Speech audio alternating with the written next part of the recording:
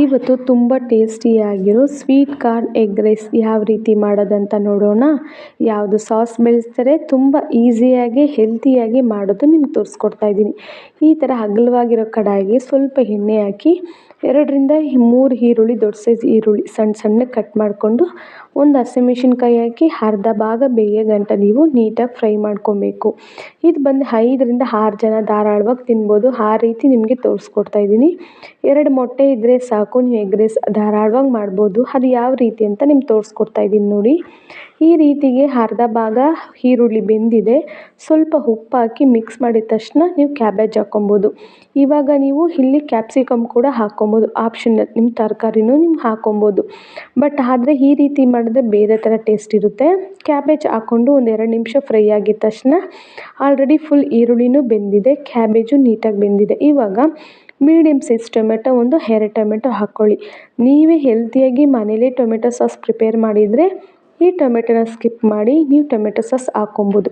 ಅಂಗಡಿಲೆಲ್ಲ ತೊಗೊಂಬಂದು ಹಾಕಬೇಡಿ, ಅದು ಯಾವಾಗ ಸ್ಟಾಕ್ ಮಾಡಿರ್ತಾರೋ ಯಾವ ರೀತಿ ಮಾಡಿರ್ತಾರಂತ ಗೊತ್ತಿರಲ್ಲ.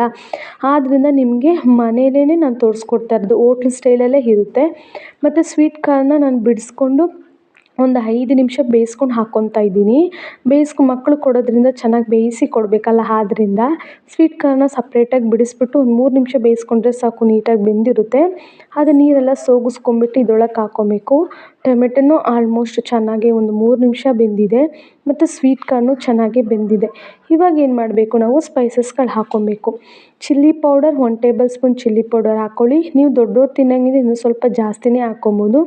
ಎಲ್ಲೋ ಪೌಡ್ರ್ ಸ್ವಲ್ಪ ಹಾಕ್ಕೊಳ್ಳಿ. ಮತ್ತು ಆಚಿ ಚಿಕನ್ ಮಸಾಲ 1-2 ಟೇಬಲ್ ಸ್ಪೂನ್ ಹಾಕ್ಕೊಳ್ಳಿ. ಇದೇ ಮೇಯ್ನಿಗೆ ಬೇಕಾಗಿರೋದು. ಯಾವ್ಯಾವ ರೀತಿ ನೀವು ಎಗ್ ರೈಸ್ ಮಾಡಿರ್ತೀರ, ಈ ರೀತಿ ನೀವು ಎಗ್ ರೈಸ್ ಮಾಡಿ ನೋಡಿರಿ. ಗ್ಯಾಸ್ ಉರಿ ಸಿಮ್ಮಲ್ಲಿಟ್ಟು ಒಂದು 2 ನಿಮಿಷ ನೀವು ನೀಟಾಗಿ ಬೇಯಕ್ಕೆ ಬಿಡಿ. ಆ ಮಸಾಲೆಲ್ಲೇ ನೀಟಾಗಿ ಬೆಂದು ಯಾವ ರೀತಿ ಎಣ್ಣೆ ಬಿಟ್ಕೊಳ್ಳುತ್ತೆ ಅಂತ ತೋರಿಸ್ತೀನಿ. ಸ್ವಲ್ಪ ಕೊತ್ತಂಬರಿನೂ ಹಾಕ್ಕೊಂಡು ಉಪ್ಪು ಖಾರ ಎಲ್ಲ ನೀವು ನೋಡ್ಕೊಳ್ಳಿ.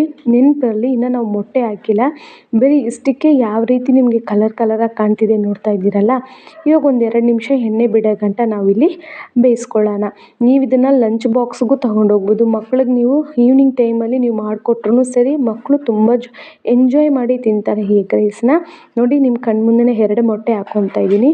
ಹಾಕಿದ ತಕ್ಷಣ ಗ್ಯಾಸ್ ಉರಿ ಹೈ ಫ್ಲೇಮಲ್ಲಿ ಇಟ್ಟು ನೀಟಾಗಿ ಮಿಕ್ಸ್ ಮಾಡ್ಕೊಬೇಕು. ನೋಡಿ, ಈ ಥರ ಕೈ ಬಿಡ್ದೇ ಒಂದು 2 ನಿಮಿಷ ನೀವು ಫ್ರೈ ಮಾಡಿಕೊಂಡ್ರೆ ಸರಿ. ಆ ಮೊಟ್ಟೆಲಿರೋ ಎಲ್ಲ ರೀತಿ ಹಸಿ ವಾಸನೆ ಎಲ್ಲ ಹೋಗಿಬಿಟ್ಟು ನೀಟಾಗಿ ಫ್ರೈ ಆಗಿರುತ್ತೆ. ನೋಡಿ, ತೋರಿಸ್ತಾ ಇದ್ದೀನಿ ಯಾವ ರೀತಿ ಫ್ರೈ ಆಗಿದೆ ಅಂತ. ನೋಡಿದ್ರೆ ಈ ಮಟ್ಟಕ್ಕೆ ಫ್ರೈ ಆಗಿದ ತಕ್ಷಣ ಇವಾಗ ಇಲ್ಲೇನು ಮಾಡಬೇಕು, ನಾನು ಆಲ್ರೆಡಿ ತಪ್ಪಲೆಯಲ್ಲಿ ಅನ್ನ ಬೇಯಿಸ್ಕೊಂಡು ಗಂಜಿ ಬಗ್ಗಿಸ್ಕೊಂಡಿದ್ದೀನಿ. ಆ ರೀತಿ ಬೇಯಿಸಿದ್ರೇ ಅನ್ನ ಉದ್ರಾಗಿ ಬರೋದು. ಕುಕ್ಕರಲ್ಲೆಲ್ಲ ಮಾಡಿದಾಗ ಚೆನ್ನಾಗಿರುತ್ತೆ, ಆಮೇಲೆಲ್ಲ ಒಂಥರ ರಬ್ಬರ್ ಥರ ಆಗುತ್ತೆ ಮತ್ತು ಅದು ಹೆಲ್ತಿ ಕೂಡ ಇಲ್ಲ. ನೋಡಿರಿ, ಈ ಥರ ಹಾಕಿ ನೀವು ಈ ಥರ ಸೌಟಲ್ಲಿ ತಿರುಗಿಸ್ಕೊಡ್ತಾ ಇರಬೇಕು. ಧಾರಾಳವಾಗಿ 5ರಿಂದ 6 ಜನ ಎಂಜಾಯ್ ಮಾಡಿ ತಿನ್ಬೋದು ಈ ಎಗ್ ರೈಸ್ನ. ಬರೀ ನೋಡೋದು ಮಾತ್ರ ಅಲ್ಲ, ನೀವು ಇದೇ ಥರ ಎಗ್ ರೈಸ್ನ ಟ್ರೈ ಮಾಡಿ ನನಗೆ ಕಮೆಂಟ್ ಮೂಲಕ ತಿಳಿಸಿ ಚೆನ್ನಾಗಿತ್ತಾ ಇಲ್ವಾ ಅಂತ. ಹೆಲ್ತಿಯಾಗಿರುತ್ತೆ. ಈ ಸ್ವೀಟ್ ಕಾರ್ನ್ ಅನ್ನದ ಜೊತೆ ಸ್ಪೈಸಿಯಾಗಿ ನೀವು ತಿನ್ನುವಾಗ ಸ್ವೀಟು ಇರುತ್ತೆ ಪ್ಲಸ್ ಸ್ಪೈಸಿ ಇರುತ್ತೆ. ಹೋಟ್ಲ್ ಸ್ಟೈಲಲ್ಲೇ ಮತ್ತು ರೋಡ್ ಸೈಡಲ್ಲಿ ಮಾಡೋ ಎಗ್ ರೈಸ್ ತಿನ್ಬೇಕು ಅನಿಸುತ್ತಾ, ಈ ರೀತಿ ಮಾಡಿ ನೀವು ಎಗ್ ರೈಸ್ ಹೆಲ್ತಿಯಿಂದ ನೀವು ತಿನ್ನಿ. ಟೊಮೆಟೊ ಕೆಚಪ್ ಏನು ಹಾಕ್ತಾರೆ, ಸಾಸ್ ಯಾವುದು ಬಳಸ್ತಾರೆ, ಮನೇಲಿರೋ ಐಟಮಲ್ಲೇ ತೋರಿಸ್ಕೊಡ್ತಾ ಇದ್ದೀನಿ.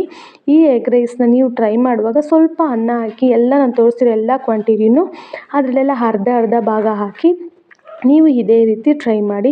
ನಿಮ್ಗೆ ಇನ್ನೂ ಕಲರ್ಫುಲ್ಲಾಗಿರಬೇಕು ಅಂತ ಹೇಳಿದ್ರೆ egg rice Kashmir chilli powder ನೀವು ಹಾಕ್ಕೊಂಡು ಮಾಡ್ಬೋದು. ನಾನು ಮನೇಲಿರೋ ಐಟಮ್ ತೋರಿಸ್ಕೊಡ್ತಾ